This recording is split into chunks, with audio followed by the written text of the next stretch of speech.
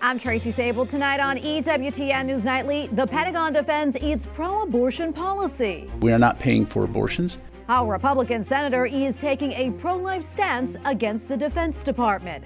Plus, World Youth Day. Two celebrities share the impact of their Catholic faith. Putting faith first. A young mother and father describe their heartfelt joy at having twins despite a difficult diagnosis. And Beyond the Bible, how a popular podcast is helping Catholics learn more about the Catechism. These stories and more tonight. From EWTN, the Global Catholic Network, this is EWTN News Nightly. Thank you for joining us tonight. We bring you a Labor Day special. In the next 30 minutes, we want to show you some of the top stories that we have been following. The abortion debate pits a Republican senator against the Biden administration. Alabama Senator Tommy Tuberville has been blocking Pentagon promotions until the military stops paying the travel costs of troops seeking abortions. White House correspondent Owen Jensen questioned the Pentagon press secretary about this issue. Recently, 5,000 veterans in support of his hold on Pentagon promotions wrote a letter to lawmakers saying, quote, this is a quote from these 5,000 veterans, "The mission of the United States military is to defend and protect all American lives, not subsidize the practice of destroying innocent and vulnerable American children via abortion with taxpayer dollars." Your response to those 5,000 veterans, sir? Yeah, so the mission of the United States military is to fight and win our wars. 100% agree on that. It's also our responsibility to ensure that our service members have access to health care no matter which state you're stationed in. And in this case, we're talking about reproductive health care, whether it's in vitro or if it's an abortion. But again, service members don't have the right to choose which state they get deployed to or stationed in. And so this policy is intended to ensure that there's equitable treatment of all service members. And a follow-up. Critics contend that this is a violation of the Hyde Amendment. The Pentagon's response. Yeah, that's patently false. It is not a violation of the Hyde Amendment. As you know, the DOJ did an opinion, which they've posted to their website on this, saying that this policy is legal. And again, the DOD does not have an abortion policy. We are not paying for abortions. We are ensuring that our service members have equitable treatment to reproductive health care. Senator Tommy Tuberville's stance against the Pentagon's abortion policy is also putting his home state of Alabama in the spotlight. Capitol Hill correspondent Eric Rosales continues our team coverage. Good evening, Tracy. As we've been reporting, Republican Senator Tommy Tuberville is holding up military nominations because of the Defense Department's abortion policy. That's now stretching into 6 months and more than 300 nominations. The chair of the Alabama Republican Party tells me Senator Tuberville is on solid ground. The Alabama Republican Party recently passed a resolution in support of Senator Tuberville, and that resolution passed 99% to 1. And I like to joke that 1%, those guys accidentally hit the wrong button because the people of Alabama are very supportive of Tuberville's stand. Retired Army Colonel James Henderson spearheaded the state GOP resolution. He tells me he's committed to protecting the unborn. We've been involved in trying to stop the killing of unborn babies. And we're excited that Senator Tuberville feels the same way. And Senator Tuberville tells me a majority of Americans support the Hyde Amendment. Yeah, I've got a letter this week from 5,000 veterans. Coach, hang in there. We're 100% behind you. 60% of the people in the country, Republican, Democrat, and Independent, 60% say we do not want money spent on anything to do with abortion. But VoteVets.org, a progressive political action committee, states it represents 1.5 million veterans and military families. Tweeted, quote, Tommy Tuberville is prioritizing his extremist views over national security and military readiness. Every day he continues this reckless behavior. He's putting all of us at risk, especially our troops. Colonel Henderson tells me readiness is not an issue. There is no impact on readiness. I haven't seen a general yet who would turn down a temporary promotion to the next grade. And there's a lot of misunderstanding about this. And so I'm just trying to help clear that up here in the state of Alabama. Alabama's GOP chair is also accusing the Biden administration of politically punishing Alabama for Senator Tuberville's pro-life stance by changing course and selecting Colorado instead of Alabama to permanently house U.S. Space Command. It's clear Huntsville was chosen for a reason. We have the tech background. We're the rocket city. And I think it's a political decision to take it from the best candidate and move it to actually what is considered the 5th best site because it's a Democrat state. Armed Services Committee Chair Alabama Congressman Mike Rogers plans to hold a hearing with military officials on the decision to house Space Command in Colorado. At the Capitol, Eric Rosales, EWTN News Nightly. During World Youth Day in Lisbon, Catholics and evangelical Christians gathered for an event called The Change. Among the guests were a well-known actor and a musician. EWTN Vatican Bureau Chief Andreas Tonhauser sat down with both of them for a candid conversation.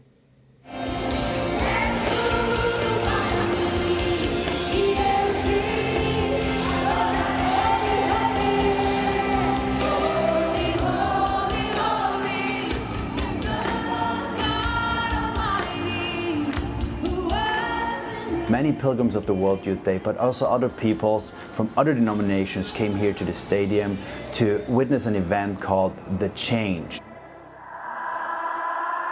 And with me is Matt Mayer and Jonathan Rumi. Can you tell us a little bit more what kind of change we're talking about here? I think the first thing is reflecting on the change that happens in the life of every believer when we meet the Lord. As Catholics, every time we participate in the sacramental life of the church, there's a little transformation that's happening, right? Grace on grace, our lives slowly improving, being formed in the image of Christ. But then I think there's also another change that a lot of people here all felt compelled to sort of make a stand for, which is the change that happens when Christians, despite hundreds of years of separation and division, that's, torn families apart, torn communities apart, wars have been fought over it, could somehow stand together and agree on a prayer that Jesus himself prayed in John 17, that his followers would be as close to each other as he is with his own Father. I think the fact that there is this concerted effort towards unity in the body of Christ that is blessed, so to speak, by the Pope himself. And everyone on that stage tonight loves that Jonathan's Catholic and loves that I'm Catholic. They wouldn't want us to be anything different. And it represents, that's what I'm saying, it represents kind of a radical shift, I think, in what a lot of people have thought of, maybe when they think of ecumenism. And Bishop Barron talks about ecumenism 2.0, which is sort of it's rooted in friendship and relationship, and then it's robust dialogue. But when you're doing something together, it creates a foundation and a friendship. That was also today very interesting. It's not about giving things up about your faith or the particular denomination, but really finding what unites us. 100%. Yeah. And I think when we do that, it creates common ground. And then the real dialogue, because there are real theological differences. You can't pretend they don't exist. But you're not going to solve them in an arena with 65,000 young people. Art reaches into the heart and the emotions and the soul, and then so people, once you start getting there, once you start doing that, then everything else opens up. The heart has to open up before the mind.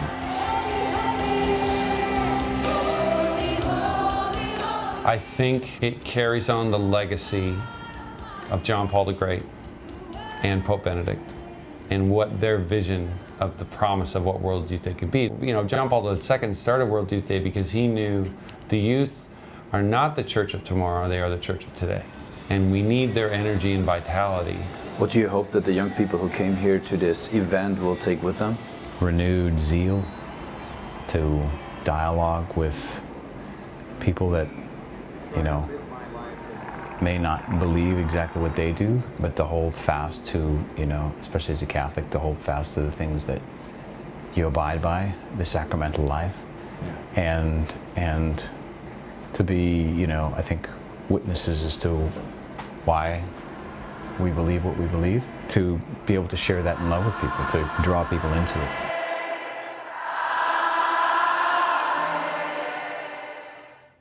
And we We still have a lot more to come here on EWTN News Nightly, including an inspiring story.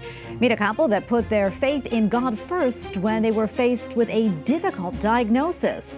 And faith formation. A well-known father weighs in on the popularity of his newest podcast.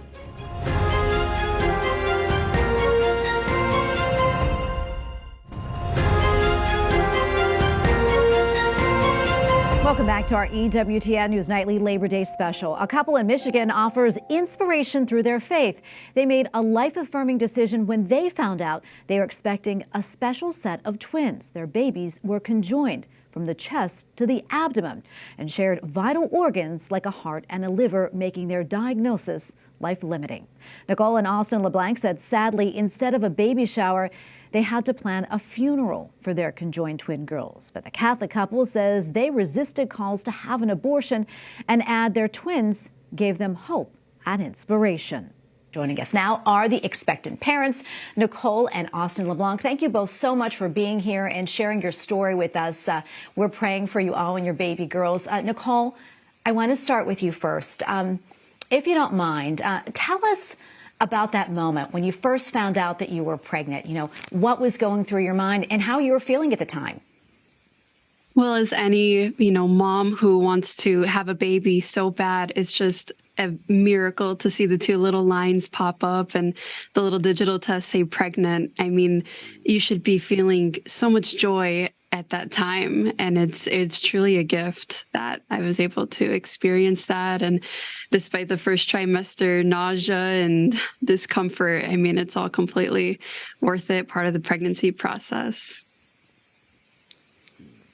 Yeah, and pregnancy, as we know, is a joyous time, but it can also have some challenges. That said, your pregnancy, though, it took a turn that I'm sure you really didn't see coming. Talk to us about when you got the news that the babies, weren't just twins, but they were conjoined. What were your thoughts? And tell us about what the doctors talked to you about and the advice that they gave you. Yeah, well, when we found out, I was in the emergency room and I was about 10 weeks along at that point. And I kind of had a feeling that it was twins just because of everything I was experiencing was pretty intense. But nothing ever would have prepared me for the ER technician ultrasound lady saying, your twins are very special because they're conjoined and they share a heart. And for her to tell me that at 10 weeks gestation, the babies are still so tiny. The heart is, I would imagine, smaller than a dime at that point. So to see that the connection is there and the doctors immediately said this is a high-risk pregnancy. Things are going to look a lot different from here on out than a normal pregnancy would look like. And definitely they pushed an abortion agenda on us and on our babies. And that is something that we were not okay with, and something that we're totally, completely against. Because even though I couldn't feel them moving at 10 weeks, I could see them clearly jumping together, synchronizing off the side of my womb, jumping together. So it's a human life. There's nothing else, and made with so much love. And it's a part of my heart and Austin's and our DNA together. I mean, it's incredible. So, I mean, I feel so much love for our babies. Yeah, beautiful little angels you have there. Yeah. I know. Austin, I want to bring you into this conversation. Talk to us about how your faith has helped you and Nicole during this time. Yeah, so in 2020, I became Catholic, and with that, it was already a push because of COVID, and moving from Easter to Pentecost to become Catholic. So if my faith hasn't been tested, it's been tested already before this. And moving into this, it's kind of more of we kind of get together every night. We pray the rosary. That's one of the biggest things, is getting together, praying the rosary, and just knowing that God has a plan for everything. And there's always a purpose for everything.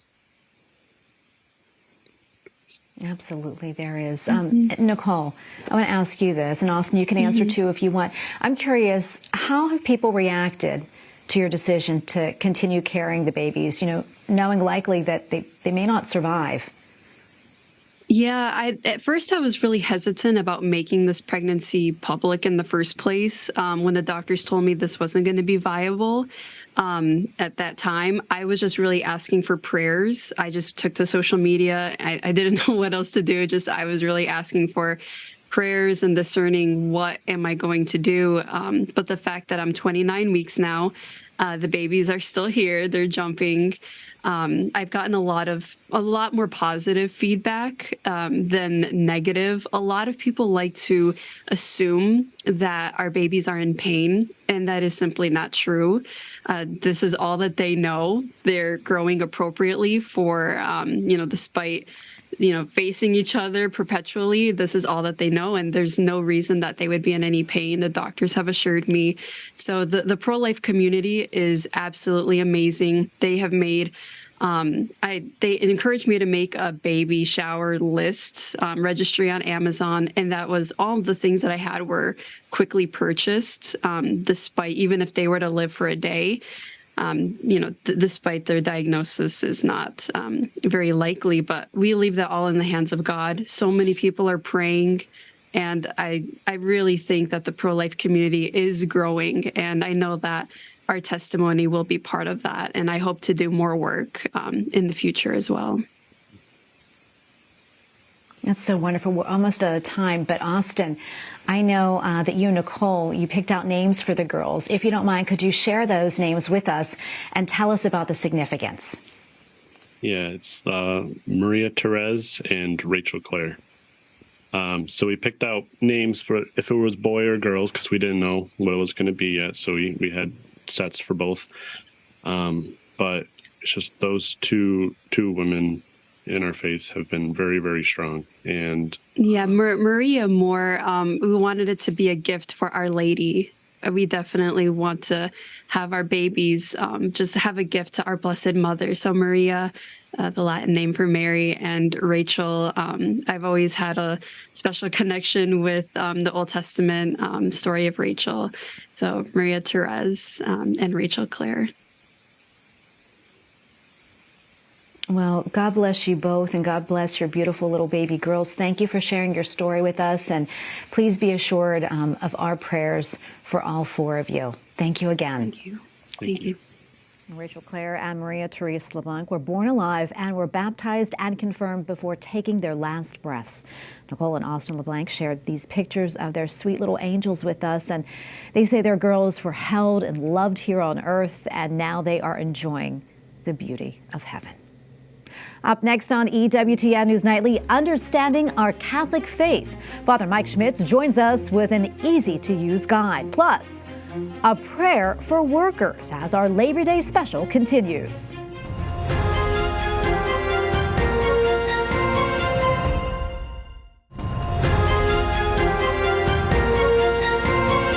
Thank you for watching our EWTN News Nightly Labor Day special. A popular podcast helps listeners understand and relate to the Catholic Catechism. Catechism in a Year with Father Mike Schmitz has been averaging 200,000 daily downloads and YouTube viewers. This is the follow-up to Father Schmitz's popular Bible in a Year podcast, which had 550 million downloads. We caught up with him earlier to find out more about the podcasts and some unlikely competition that he's receiving. And we go now to Father Mike Schmitz, host of the Catechism in a Year and Bible in a Year podcast. He is also a priest in the Diocese of Duluth, Minnesota. Father Mike, welcome back. So good to see you. Thank you. Same. And we have a lot to get to today. But first, I want to start off by talking about the Catechism in a Year podcast. What have been some of the highlights for you? That's a great question. One thing that was one highlight has been the surprise I have that people are sticking with it. I thought this would be, I thought about this about the Bible as well, is that people would like, okay, first 3 weeks of January, and then they'd be like, okay, that was a great idea, good intention, good resolution for the new year, and then peter out. I thought the Catechism would be even tougher, I think.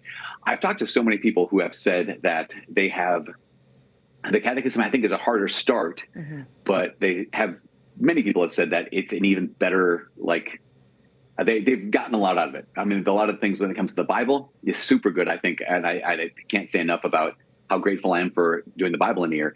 But the big surprise has been the number of people who have not only stuck with the catechism, but have said that it's just been a huge blessing in their life to understand the faith in a deeper way. Yeah, that's wonderful.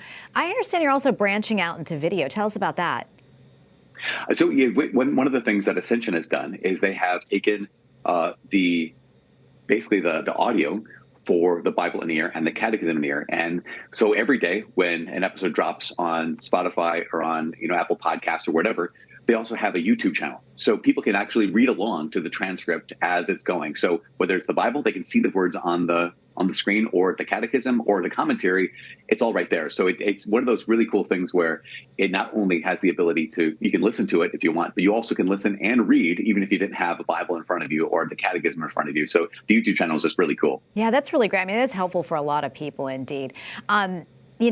I want to bring this up because it's so cute. A while back, we did an interview with a 9-year-old boy in Michigan who has his own podcast. And I know you know where I'm going with this.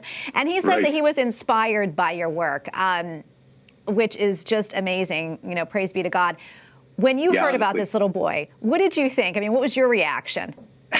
I just kind of laughed. I thought it was really funny. I thought, but not just funny.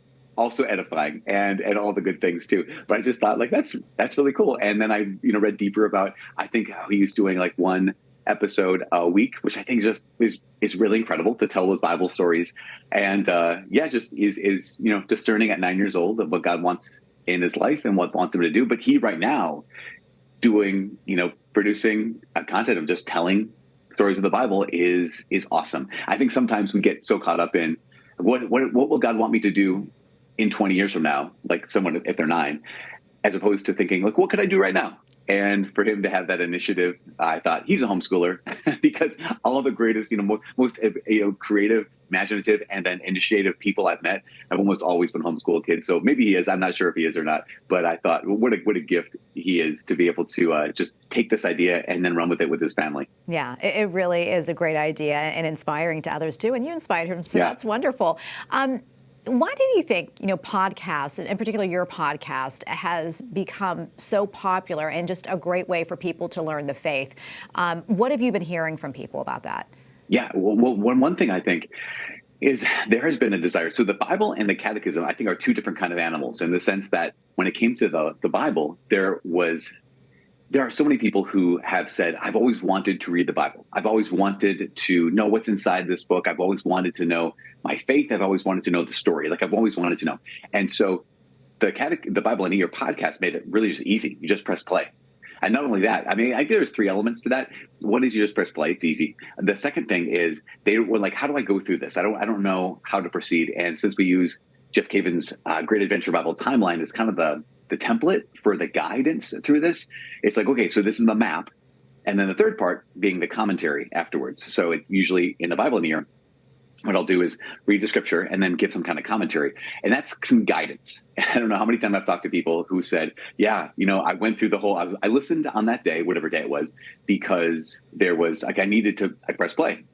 I had no idea what that meant when it came to the Bible. Like maybe it was just a bunch of names, or maybe it was just some things that were happening that I have no idea how to make a sense of this. And then the commentary being really helpful and saying, oh, this was the context for that. So I think those 3 elements really, really made it accessible to people who already wanted to do this. And Father Mike Schmitz will be one of the featured speakers at the National Eucharistic Congress, which takes place next July in Indianapolis. And the head of EWTN News, Monty Alvarado, will serve as one of the MCs. Well, finally tonight, the U.S. Conference of Catholic Bishops shares a prayer on Labor Day for the dignity of work and the rights of workers. It reads in part, quote, make us attentive to those who seek work but cannot find it. Help us to listen to the struggles of those who work hard to provide for their families but still have trouble making ends meet. Open our eyes to the struggles of those exploited and help us speak for just wages and safe conditions. Well, we thank you for watching tonight. Remember, you can follow us on social media, Facebook, Twitter, now known as X, and Instagram at EWTN News Nightly. I'm Tracy Sabol. Good night and God bless.